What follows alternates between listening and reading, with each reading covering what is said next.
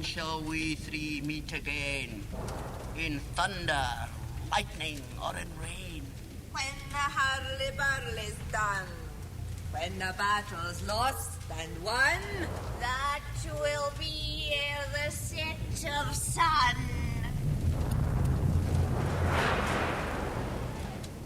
Where the place? upon the heath, There to meet with MacBeth.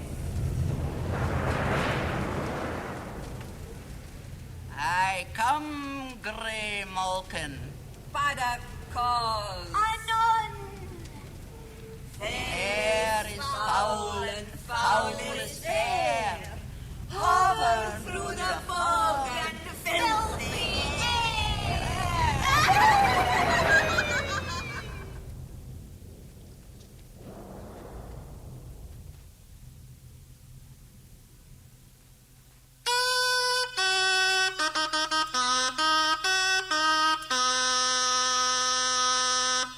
What bloody man is that? He can report, as seemeth by his plight, of the revolt, the new estate. This is the sergeant, who like a good and hardy soldier fought against my captivity. Hail, brave friend. Say to the king the knowledge of the broil as thou didst leave it. Doubtful it stood, as two spent swimmers that do cling together and choke their art. The merciless MacDonald, worthy to be a rebel, for to that the multiplying villainies of nature do swarm upon him. From the western isles of cairns and gallow-glasses is supplied, and fortune on his damned quarrel smiling showed like a rebel's whore. But all's too weak. For brave MacBeth, well he deserves that name, disdaining fortune with his brandished steel, which smoked with bloody execution, like valor's minion carved out his passage till he faced the slave, which ne'er shook hands, nor bade farewell to him, till he unseamed him from the nave to the chops, and fixed his head upon her battlements. Oh, valiant cousin, worthy gentleman. As whence the sun gins his reflection, ship-racking storms and direful thunders break, so from that spring whence comfort seemed to come, discomfort swells. Mark, King of Scotland, mark. No sooner justice had with valour armed compelled these skipping cairns to trust their heels, but the Norwegian lord, surveying vantage with furbished arms and new supplies of men, began a fresh assault. Dismayed not this our captains, MacBeth and Banquo? Yes, as sparrows, eagles, or the hare, the lion.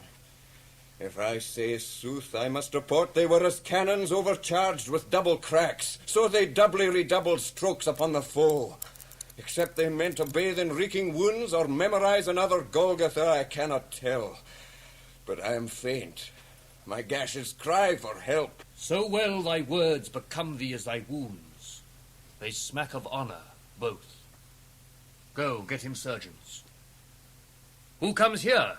The worthy Thane of Ross. What a haste looks through his eyes, so should he look that seems to speak things strange. God save the king. Whence camest thou, worthy Thane? From Fife, great king, where the Norwegian banners flout the sky and fan our people cold. Norway himself, with terrible numbers, assisted by that most disloyal traitor, the Thane of Cawdor, began a dismal conflict, till that Bellona's bridegroom, leapt in proof, confronted him with self-comparisons, point against point, rebellious arm against arm, curbing his lavish spirit. And to conclude, the victory fell on us. Great happiness! That now Sweno, the Norway's king, craves composition. Nor would we deign him burial of his men, till he dispersed at St. Colm's Inch $10,000 to our general use. No more that Thane of Cawdor shall deceive our bosom interest. Go, pronounce his present death, and with his former title, greet MacBeth. I'll see it done. What he hath lost, noble MacBeth hath won.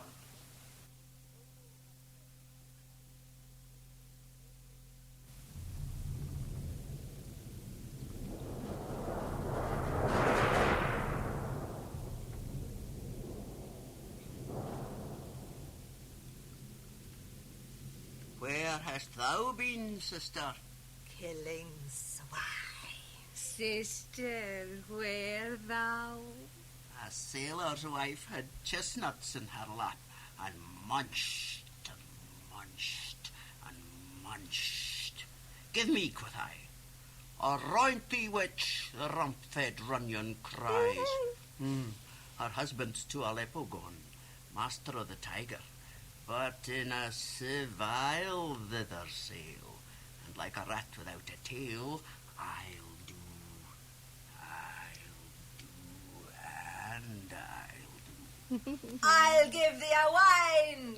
Thou'rt kind. And I another. I myself have all the other, and the very ports they blow, all the quarters that they know of the shipman's card, I will drain him dry as hay. Sleep shall neither night nor day hang upon his penthouse lid. He shall live a man forbid. Weary 7 night, 9 times 9 shall he dwindle, peak and pine. Though his bark cannot be lost, yet it shall be tempest-tossed. Look what I have. Show me, show me. Here I have a pilot's thumb, wrecked as homeward he did come. A drum, Macbeth doth come. The weird sisters, hand in hand, posters of the sea and land, thus to go about, Thrice to thine. and thrice to mine, And thrice again. to make up 9. Peace, the charms wound up. So foul and fair a day I have not seen. A forest call to forests. What are these, so withered and so wild in their attire, that look not like the inhabitants of earth, and yet are on't? Live you, or are you aught that man may question? You seem to understand me, by each at once her choppy finger laying upon her skinny lips. You should be women, and yet your beards forbid me to interpret that you are so. Speak if you can. What are you? All hail, Macbeth! Hail to thee, Thane of Glamis! All hail, Macbeth! Hail to thee, Thane of Cawdor! All hail, Macbeth! That shalt be king hereafter. Good sir, why do you start and seem to fear things that do sound so fair? In the name of truth, are ye fantastical, or that indeed which outwardly ye show? My noble partner, you greet with present grace and great prediction, of noble having and of royal hope, that he seems rapt withal. To me you speak not. If you can look into the seeds of time, and say which grain will grow and which will not, speak then to me, who neither beg nor fear your favours nor your hate. Hail! Hail! Lesser than Macbeth, and greater. Not so happy, yet much happier. Thou shalt get kings, though thou be none. So all hail Macbeth and Banquo. Banquo and Macbeth, all hail. Stay, you imperfect speakers, tell me more. By Sinel's death I know I am Thane of Glamis, but how of Cawdor? The Thane of Cawdor lives, a prosperous gentleman, and to be king stands not within the prospect of belief no more than to be Cawdor. Say from whence you owe this strange intelligence, or why upon this blasted heath you stop our way with such prophetic greeting. Speak, I charge you. The earth hath bubbles as the water has, and these are of them.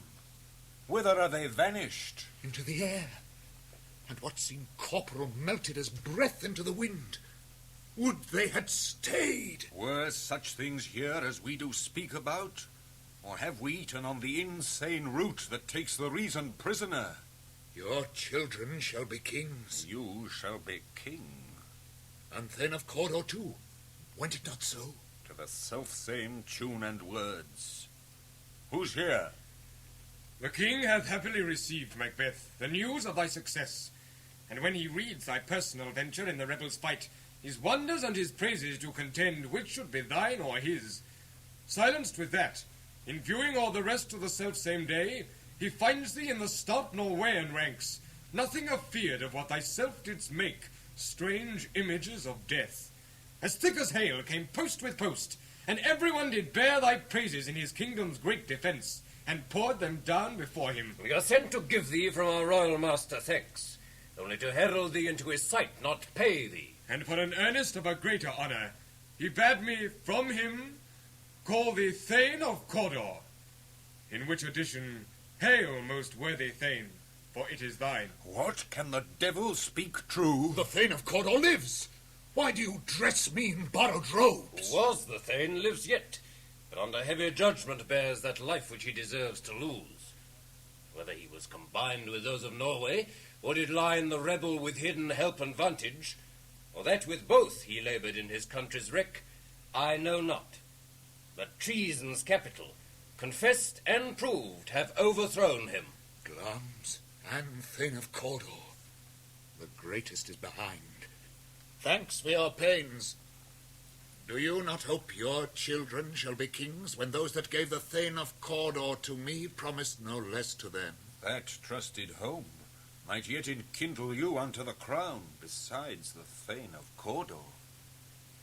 But 'tis strange, and oftentimes, to win us to our harm, the instruments of darkness tell us truths, win us with honest trifles, to betray us in deepest consequence. Cousins, a word, I pray you. Two truths are told, as happy prologues to the swelling act of the imperial theme. I thank you, gentlemen. This supernatural soliciting cannot be ill, cannot be good. If ill, why hath it given me earnest of success, commencing in a truth, I am Thane of Cawdor. If good, why do I yield to that suggestion whose horrid image doth unfix my hair and make my seated heart knock at my ribs against the use of nature? Present fears are less than horrible imaginings. My thought, whose murder yet is but fantastical, shakes so my single state of man that function is smothered in surmise, and nothing is but what is not. Look how our partner's rapt. If chance will have me king, why, chance may crown me without my stir. New honours come upon him, like our strange garments. Cleave not to their mould, but with the aid of use.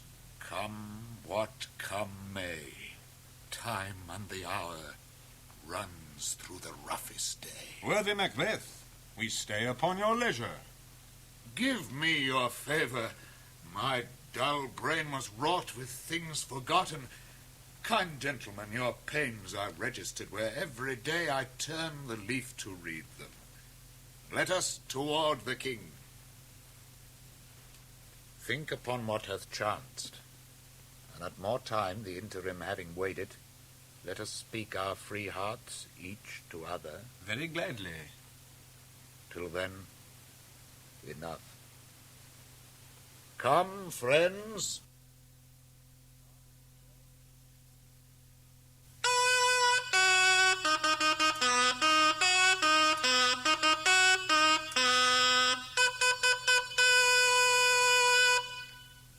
Is execution done on Cawdor? Are not those in commission yet returned? My liege, they are not yet come back.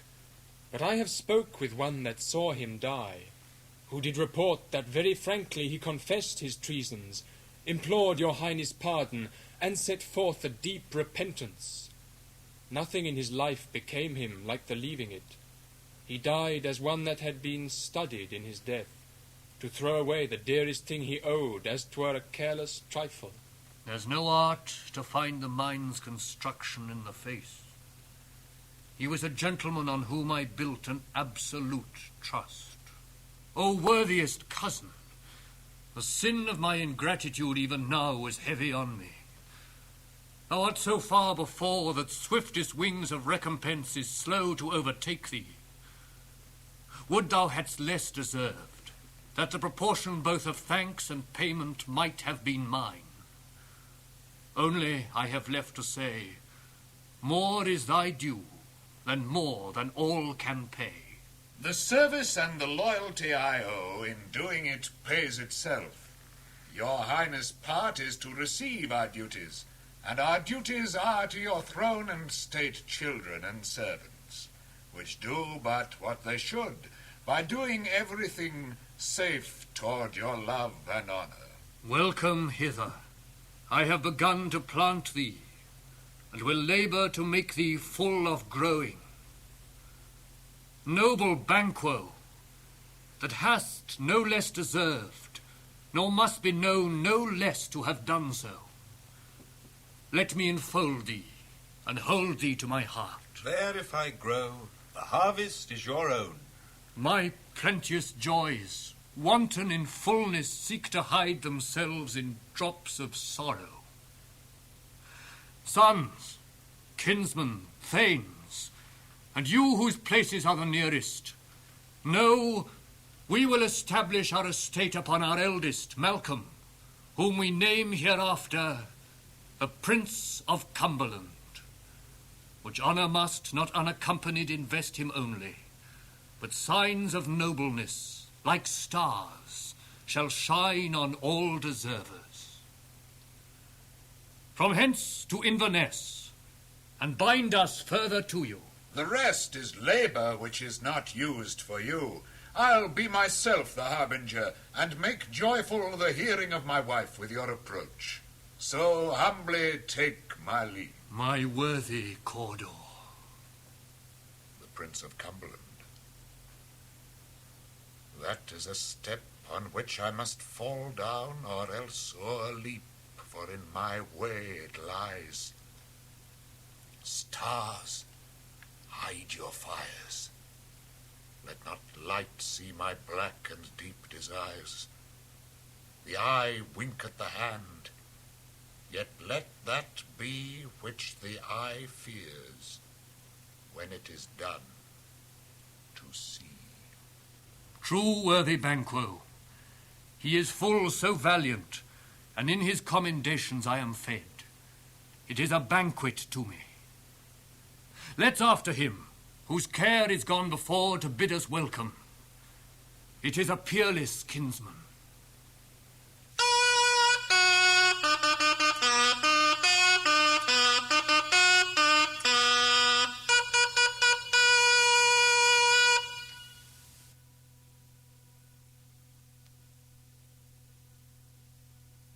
They met me in the day of success, and I have learned by the perfectest report they have more in them than mortal knowledge. When I burned in desire to question them further, they made themselves air, into which they vanished. Whilst I stood wrapped in the wonder of it, came missives from the king, who all hailed me Thane of Cawdor, by which title before these weird sisters saluted me and referred me to the coming on of time, with hail king that shall be. This have I thought good to deliver thee, my dearest partner of greatness, that thou mightst not lose the dues of rejoicing by being ignorant of what greatness is promised thee. Lay it to thy heart, and farewell.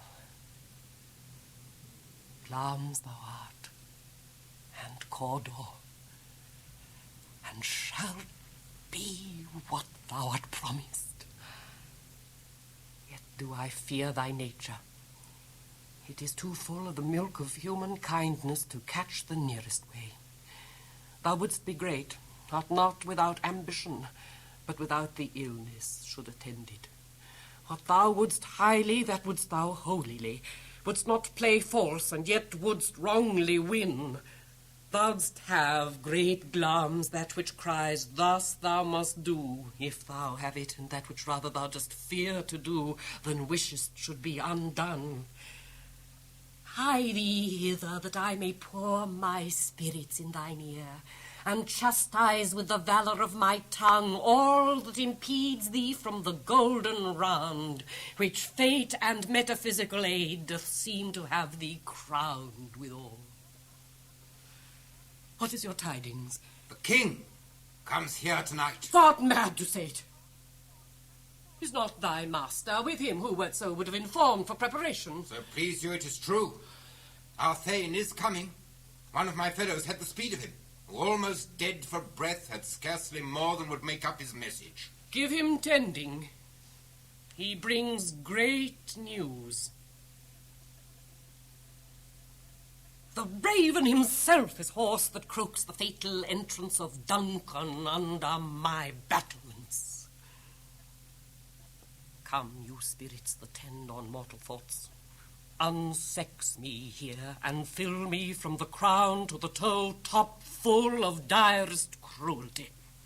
Make thick my blood, stop up the excess and passage to remorse, that no compunctious visitings of nature shake my fell purpose, nor keep peace between the effect and it.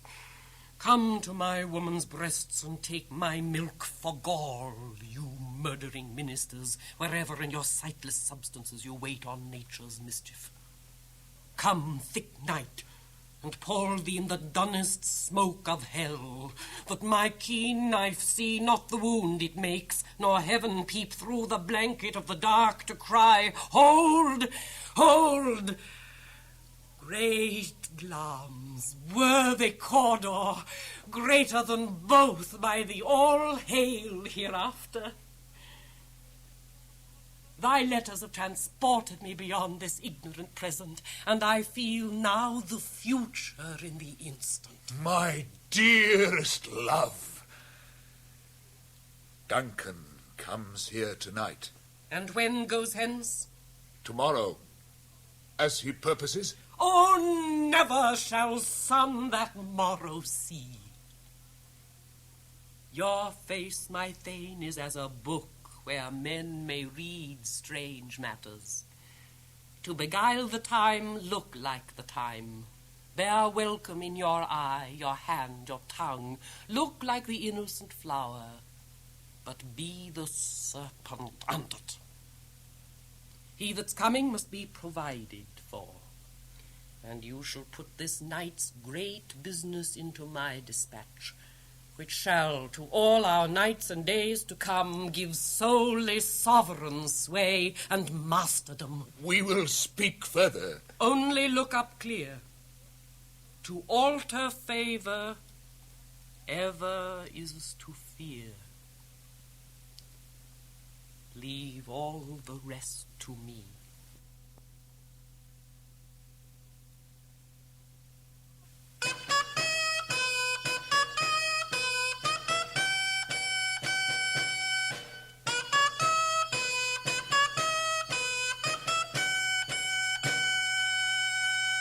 This castle hath a pleasant seat.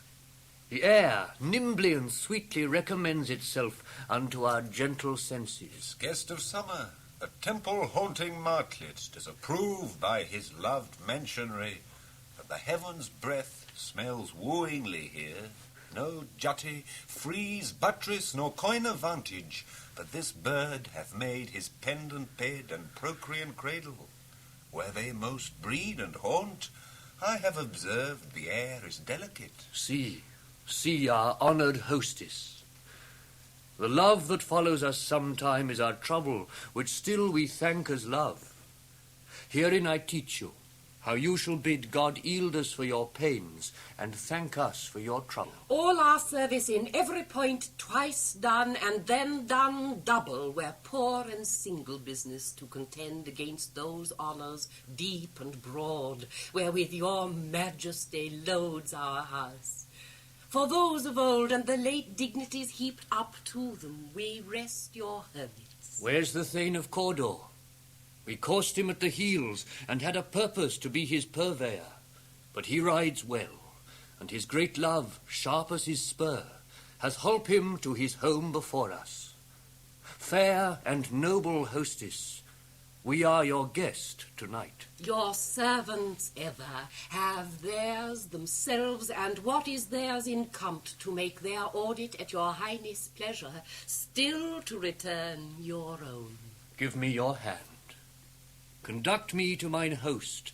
We love him highly, and shall continue our graces towards him. By your leave, hostess.